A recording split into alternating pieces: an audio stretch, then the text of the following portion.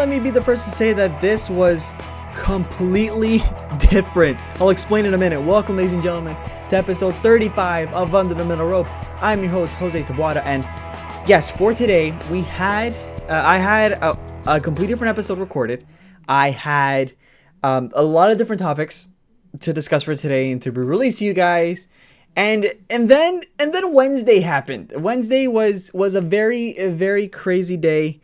Wednesday, Tuesday was a crazy week that I had to scrap everything, and then I had to re-record because a lot of important stuff happened this week.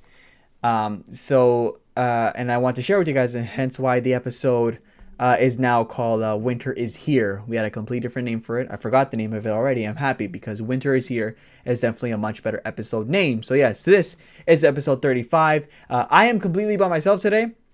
I went solo today. I guess all the guests had a week off. I should say they're not my employees or anything, but yes, I figured that today it's going to be a short, quick episode with a lot of talking points. And yes, I figured, today's a solo run. I haven't done a solo run episode since the debut episode of this podcast back in March.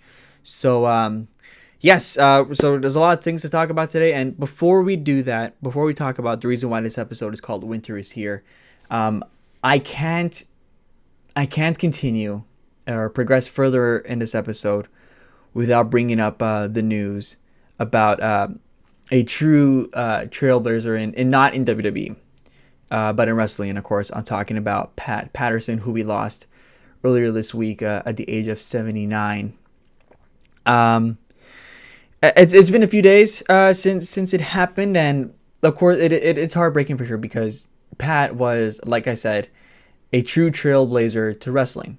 He was a man that in the wrestling community, a man who a lot of people went up to for guidance, for support, for advice on their careers, and even in his career, he's left his imprint. Of course, he was the first Intercontinental Champion for WWE, or the WWF at the time, if I'm not mistaken, was the name of that territory in New York. He was also the reason why we have what was probably nearly everybody's favorite pay-per-view, and of course I'm talking about the Royal Rumble, who he went up to Vince and said, "Hey, I have an idea for a Battle Royal, but how about if instead they come out one by one, because in a Battle Royal nobody is supposed to come out running in to interfere." Vince didn't like the idea. He took it to NBC producer Dick Ebersol, and Pat said, "I really think this would work," and then Dick Ebersol backed him up, and of course, again, he's the reason why we have the Royal Rumble today, an event we all enjoy. And of course, he was one of the first openly gay men in wrestling. And despite that he didn't come out publicly, in the locker room, in the wrestling community, it was known. And even then, especially, coming out in the 70s, where it's I don't want to say the wrong things here, where it felt like it was, I don't know what the environment was like in the 70s when it comes to that, but regardless of how it was maybe perceived in the media or how it was portrayed among people back then, he was still accepted. He was so free to be himself within the wrestling community, and he also kind of, in a sense, helped pave the way for people to expressly free who they are today and to be proud of who they are. And I can only imagine people like Sonya Deville, people like Darren Young, who I can only imagine and feel like if they had somebody like Pat Patterson who helped lead the way for them. And it's a message, and when he came out publicly in 2014, it's also a reminder, to continue to accept everybody, to continue to love everybody for who they are.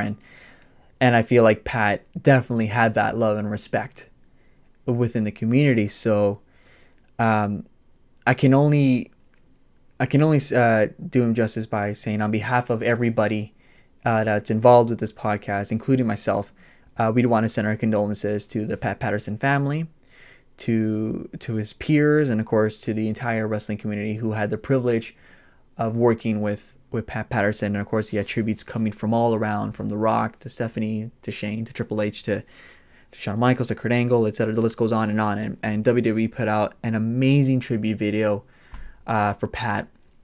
Of course, with him singing My Way, Frank Sinatra's My Way himself for the tribute package. An incredible video package if you haven't checked it out. And again, like I hope I didn't do injustice. Like what I'm trying to say is, like he's again, like within the community, such a great influencer, and I'm sure, with all the memories that he's given talent, and of course the memories he's given us as fans in the late '90s, he will truly, truly be missed. And all I can say is thank you, Pat, for leaving such a legacy and for creating such a way, paving a way for many people in today's industry. So thank you, Pat, for all that you've done. And I think that's the best way I can try to phrase it myself regarding the situation, because obviously it's news that shakes you up for sure with somebody like Pat, or just in general in wrestling. But like I say, Pat was up there. But yes, I felt like that's all I could say. And so with that, we move on to the rest of the episode. In regards to the title, winter is here, and of course, like I said, I had to scrap everything because of AEW Dynamite this past Wednesday.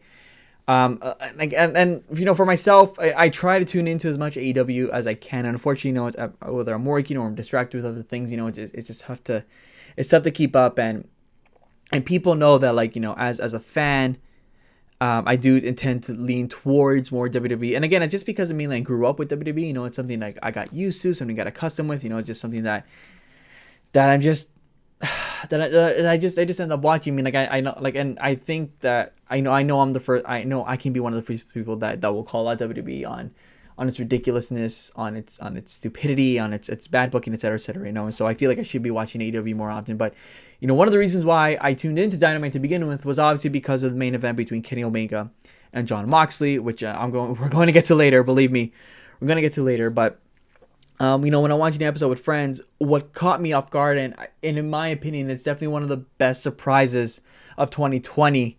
I'm not saying it's the best surprise, because I know how the Edge purists come after me. Believe me, that was extremely up there as well. Edge's appearance in the 2020 Royal Rumble. Don't get me wrong, I know but this surprise was, in my opinion, was just so well done and so well executed. And of course, I'm talking about the Stinger, the man in the shadows, the man himself, Sting, making his debut on AEW Dynamite in the Cody Rhodes situation there with Darby Allin. His first appearance on TNT since 2001, because of course WCW was a part of TNT up until 2001.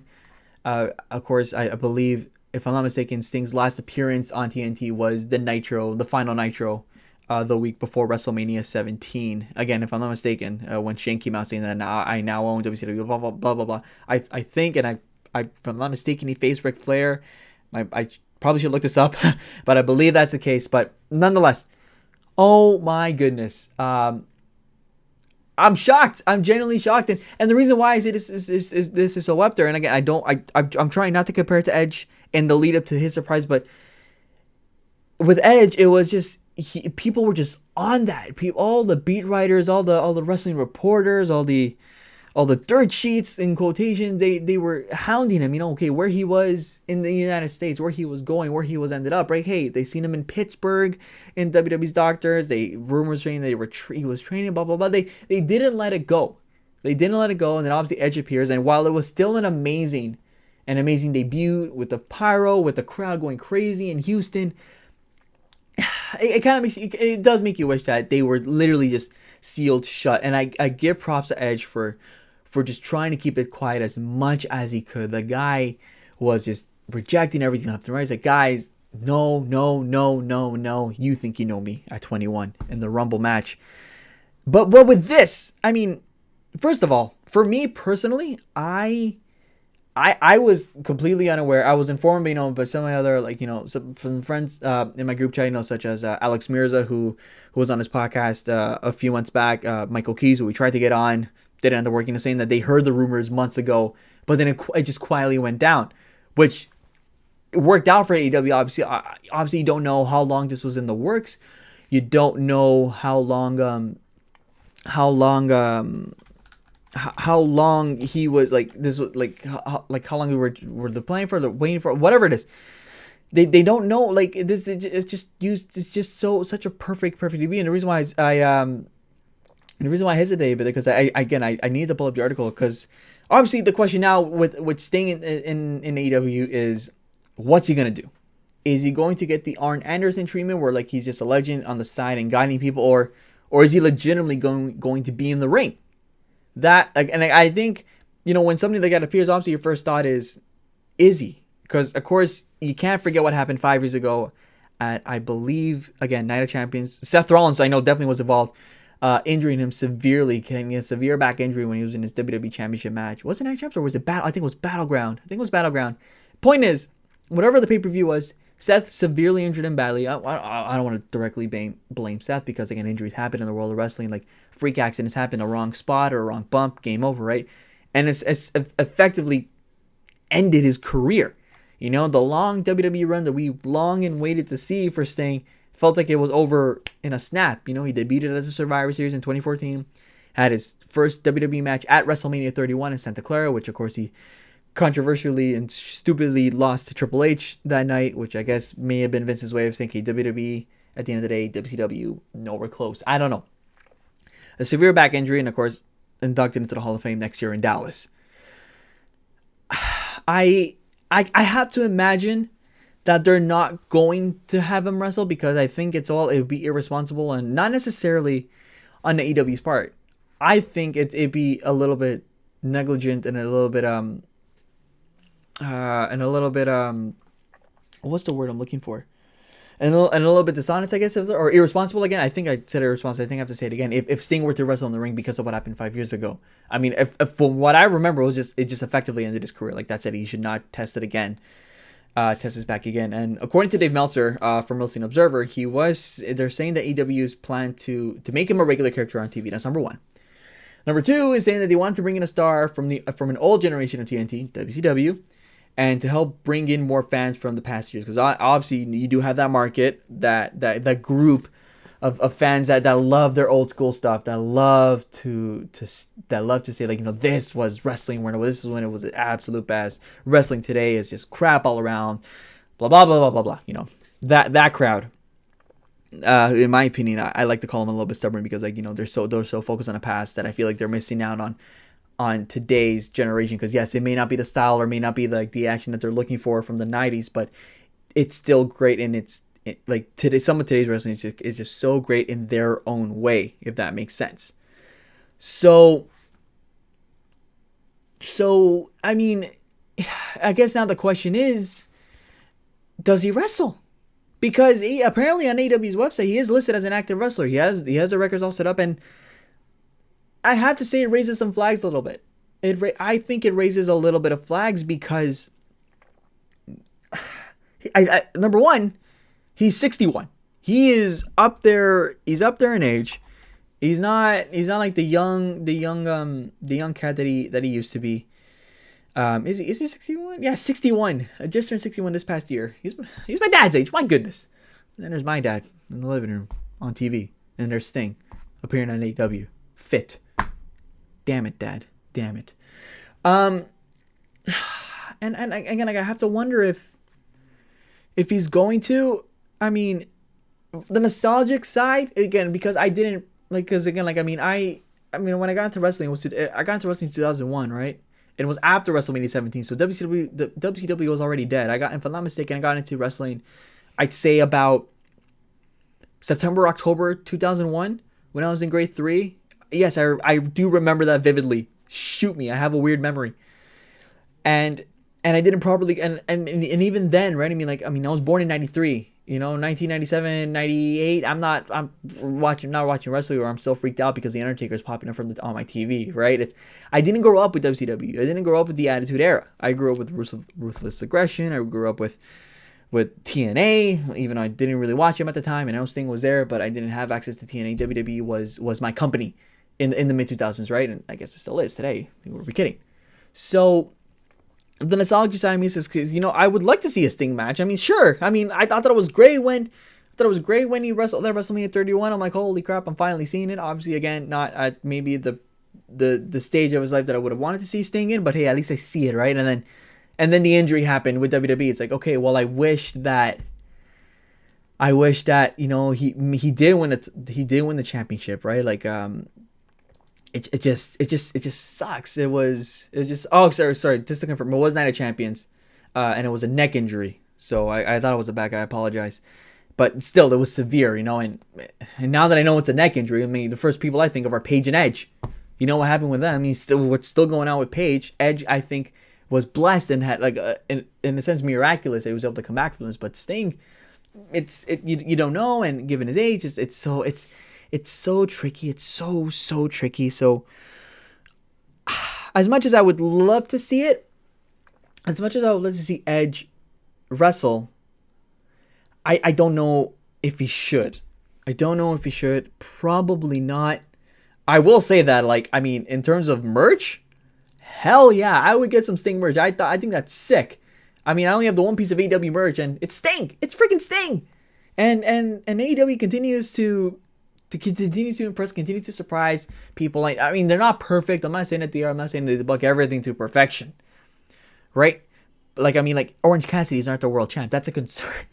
I'm kidding, but they're getting me more and more. Just slowly getting me more and more hooked on, and the reason why I cut AEW predictions from this podcast was just because, again, it just felt like there was a lot, just way too much. I know I've already cut most of the WWE pay-per-views from predictions, but I know for me, I also try to mix it up. I know I want to keep now predictions prestige, and again, I'm just going with what I grew up with, what I'm more accustomed to, and what I personally I found more exciting. Again, believe me, like I said, what you'll expect of me in January is that when it's time for the Royal Rumble and the lead up to the Royal Rumble, I'm gonna have a field day. And then once the Royal Rumble comes and goes, watch me for WrestleMania season, right? So because I get on cloud nine between January and April for WWE every year, but again, this is getting me more. This gets me to want more invested in WWE. Try to keep up more tabs than I have before, because I know I select up, but it doesn't mean want to kick it into high gear a little bit. And again, I like the merch, so. That's just me, but like I said, it's a great surprise at the end of the day. I do think that AEW not strikes gold, because I know that could mean different people for different things. But again, I think it's great. I think it's absolutely great that Sting's in this role, a great surprise back on TNT. Where he really made his name for himself. With WCW, and I'm excited to see where this goes. I'm really excited to see where this goes. Obviously, he had that stare down with Darby Allin, which I think is great. And if there's somebody for Sting to work with, even just in a mentor role, it is Darby Allin. I'm not saying they're exactly the same characters, but it definitely feels like they can work together really, really well. So I'm very excited for that. So again, congratulations to AEW for picking up Sting. Congratulations to Sting for finding something. It kind of makes you wonder if maybe he just wanted to do something more and just felt like his last wrestling stint, which obviously was to WWE, just felt a bit abrupt, or just felt like underwhelming, and maybe because of the injury. And it kind of makes you wonder if he wasn't injured, what would have happened with WWE? I felt like he would have won the world title at one point. I think he should have been WWE champion for sure. And yeah, I'm just amazed at the whole thing. It was just such a great surprise, and surprises are so hard to come by in today's day and age. And even though it was no months ago, you still didn't hear about it in the last month and a half, I'd say. And boom, there's your big surprise. So well done, AEW. And of course, well done with the next piece that we're going to talk about as we move on here in episode 35. And again, like the 1 week I choose to tune into Dynamite Live, it's the 1 week where I'm just have my jaw dropped. Jaw dropped, and of course I'm talking about the amazing announcement of an AEW and an Impact, formerly TNA Wrestling partnership. Oh my goodness. And I'm going to be the first to say that Impact is not all there. They have some good talent, like Deonna Purrazzo, for example, but it's not on their level. And honestly, I feel like a lot of fans would agree with me, I hope, when they say that, how are they still standing? should they not have folded ages ago? Because let's not forget that they used to have at one point Sting, Angle, Hogan, Bischoff, Christian, AJ Styles, Samoa Joe, Booker T. They had like a whole plethora of talent, and it's very similar to TNA at one point was trying to compete with WWE. They were trying to say like, hey guys, we got this. We're like poaching all your talent. Very similar to what WCW did with WWE in the late 90s with the Monday Night Wars. Like, hey guys, come to TNA. We got a lot of opportunity for you. And then it just went down. It just sunk. It just absolutely sunk. And then it somehow kept afloat. And now, for Impact, I think that this is their resurgence. This is such a big thing because AEW in a year, with just over a year, managed to already blow. I feel like they've blown expectations out of the water. I feel like they're already one of the top companies. And Impact somehow continue to hang on, right? So for them, this is big. Of course, what led up to all this is, as you see in the graphic, that yes, at the end of the John Moxley Kenny Omega match, when Don Callis helped Kenny to win the match, that he said, "Hey, I'm going to show up on Tuesday on Access TV on Impact, and I'm going to explain why." So obviously, again, that big news dropped there. First of all, before I go any further, I was hoping that Kenny won that match. Obviously I didn't expect that, but I did think that it was Kenny's time to be champion, and we spoke about it before on the podcast. We're like, a lot of people were hoping that Kenny gets to be a part of this world title opportunity. A lot of people saying, "Oh, he has to be," like it's not fair. They're misusing him. It's just a lot of impatient people. Here you go, there it is. He's champion, and he becomes champion at one of the most craziest times and the most job potentially groundbreaking announcements. And I say potential because again, you don't. I'm amazed. There were some people downplaying this. I'm like, guys, it's just Impact. This may not go well. I'm like, okay, it may not go well, but there's an opportunity for it to go well. There's an opportunity for people to say, holy crap, right? And I'm pretty sure that AEW originally would have preferred New Japan. Let's say that out there. I feel it's no disrespect to Impact. It's no disrespect, but if you had a lot of talent on AEW that had in hand were with New Japan, like Cody, Brandy, they're part of the Bullet Club there. John Moxley is their United States champion. I'm pretty sure he's still their United States champion. That obviously, of course, unfortunately, that he had to. I'm pretty sure going to vacate it now because there's this thing called COVID-19 and a pandemic that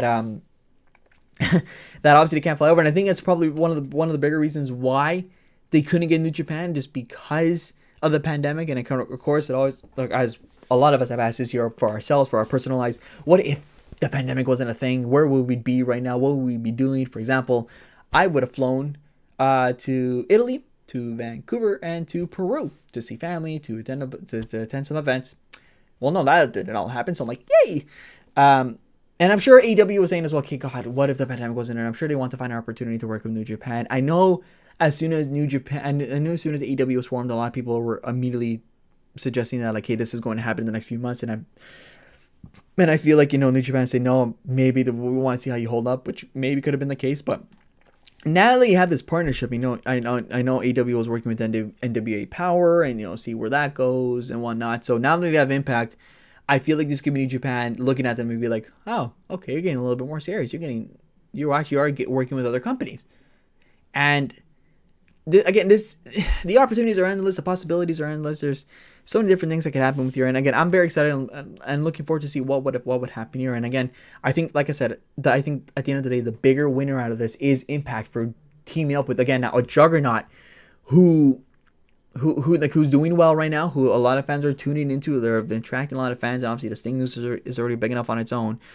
But for for Impact, it's okay. Maybe this will finally get people to watch us again. And like I said, they do have some talent over there, and this for them, this is like, I'm sure they're on cloud nine right now. I feel like they fit the job back. We're working with AEW, so good on them. And I think as well, and again, to criticize WWE, I think I know they're all about their own brand, and as a business, you should be.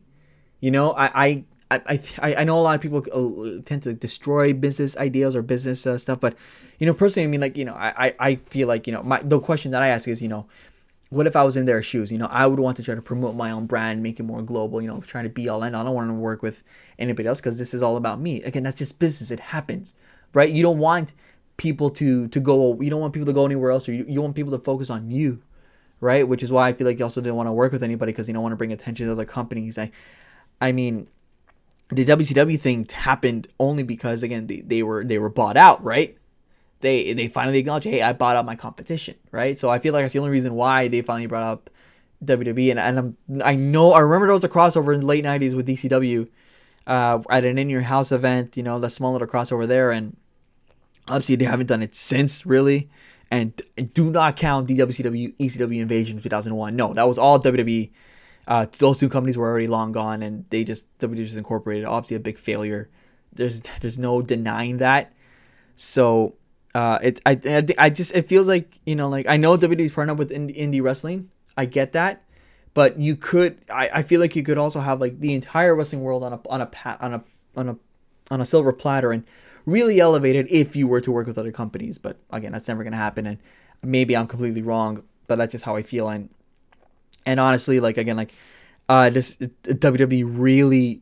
This this is so big for the AEW. I'm not saying that WWE is going to collapse and fall. Don't get me wrong, and they still have their reason. People, there is some few great moments in WWE. I'm not saying it's all bad, but you know that it can be better. And again, like if the Wednesday Night Wars wasn't a chance for them to, or if the introduction of AEW wasn't a chance for them to really pick up what they have and to improve better. I mean, like this has to give more reason, like, you know, we really need to step up. Because, I mean, at one point, I feel like at some point, last minute rewrites an hour before Raw, an hour before SmackDown, maybe an hour before NXT.